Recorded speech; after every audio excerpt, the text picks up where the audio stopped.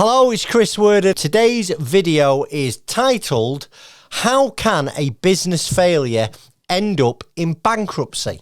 So listen, if you enjoy our content, please subscribe to the channel. And in today's video, I'm going to give you some examples where a business failing can actually end up in a director becoming made bankrupt, because it's a question on many people's mind, especially when the business starts to hit the skids. So first of all, what's bankruptcy? Well, bankruptcy is a personal state. It's a personal state of insolvency, and it occurs when an individual cannot repay the debts. Now, the link between business failure and personal bankruptcy, it can be a little bit blurred, because if you've got a limited company, okay, Chris Worden Limited, okay, is not the same as Chris Worden. It is protected by limited liability structure. But in some scenarios, the failure of that limited company, Chris Worden Limited, could result in Chris Worden being made bankrupt. And it's things like personal guarantees, it's things like claims from insolvency practitioners after they've been liquidated for misfeasance, overdrawn directors' loan accounts, nicking all the business's assets, that type of thing.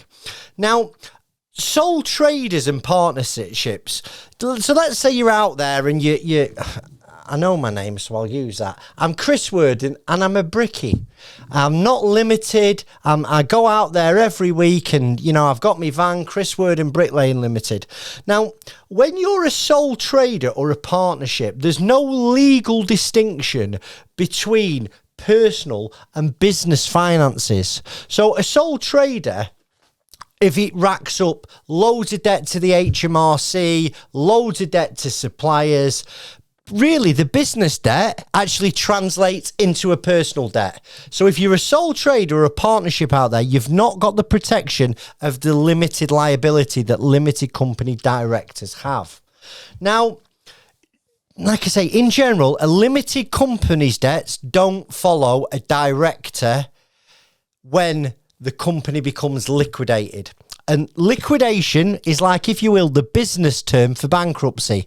It's an a business that becomes insolvent gets liquidated, goes into insolvency. A person that becomes insolvent ends up in bankruptcy, okay? Now, directors can be made bankrupt if, like I said before, they've signed a personal guarantee.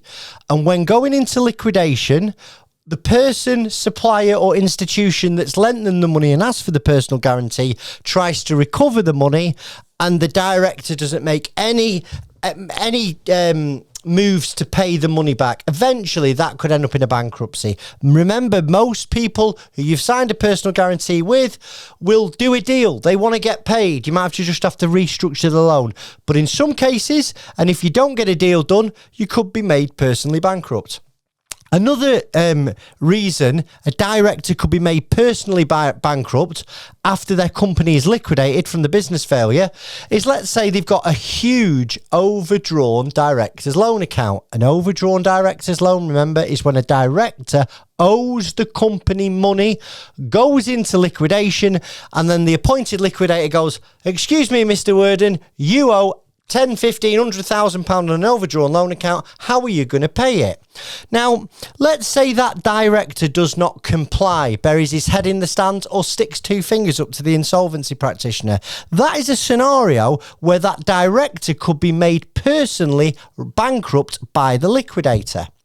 Another reason and scenario that a director could be made personally bankrupt after a business failure is if the insolvency practitioner finds some wrongdoing. They've nicked all the money out of the company, they've traded fraudulently, they've sold assets out of the company cheap. It's called an transaction under value. These are all misfeasance claims that an insolvency practitioner could, if they choose, make the director personally liable. And if they don't get anywhere making the director personally liable, they could make the director bankrupt.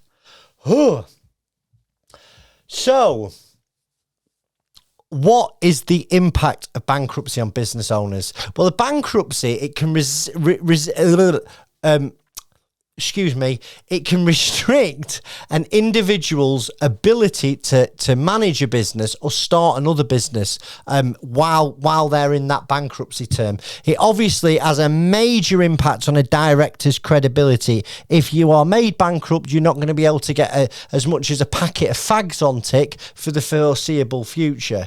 So one of the ways to avoid personal bankruptcy is really just to keep business finances and personal finances separate, especially if you're a sole trader or a partnership. Try and avoid personal guarantees, and if you're going to sign a personal guarantee, be well aware of what you're signing. And what I see is a lot of people who sign personal guarantees, they sign it when things are going good, because at that point they cannot imagine that the business starts to hit the skids. Obviously, I get it though. I get the phone calls when the business has hit the skids, and now they've got these personal guarantees breathing down the neck. So just think about how would you pay that personal guarantee if your business fails. It's really, really important that if your business is in debt, you reach out and take advice early. I want to end on this. I don't work with anyone other than limited company directors. So if you're a sole trader watching this, or you're a partnership that's watching this, I am not the guy for you, but there are some fabulous companies out there. Make sure you check their Trustpilot reviews before you give them a call. Okay, so key takeaways. If you start to struggle paying your debts on time, seek advice early. The earlier you seek advice, the more options will be available to you or your business. I hope you found the video helpful. If it's not, please don't put a comment. But if it is, please let us know or ask us any further questions. And if you've got a question around insolvency that you'd like me to answer, please let us know. Thanks for your time.